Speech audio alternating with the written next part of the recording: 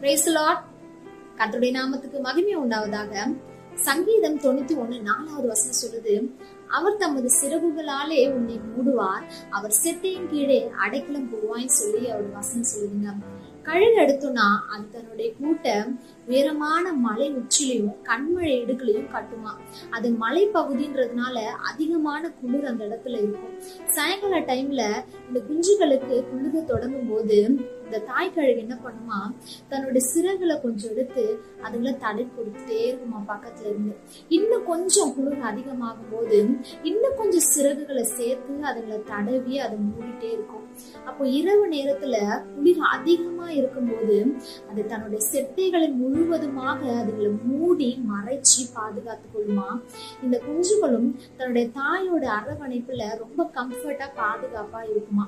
அதே போலதாங்க நம்முடைய தேவனும் நம்ம கடந்து வருகிற எல்லா கஷ்டமான பாதையிலும் கண்ணீரிலும் நம்ம அருகில இருந்து நம்மளை வழி நடத்தி பாதுகாக்கிற தேவனா இருக்கிறாங்க.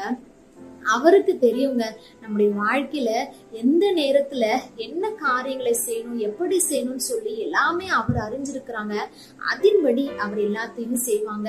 நம்ம எதுக்குமே பயப்படாம அவருடைய செட்டைகளின் மறைவிற்குள்ளாக நம்ம மறைஞ்சு கொள்ளலாங்க. எந்த தீங்கும் நம்மளை நேரிடாதபடிக்கு அவர் நம்மளை பாதுகாத்து வழி நடத்துகிற தேவனா இருக்கிறாங்க. தேங்க்யூ. God bless you.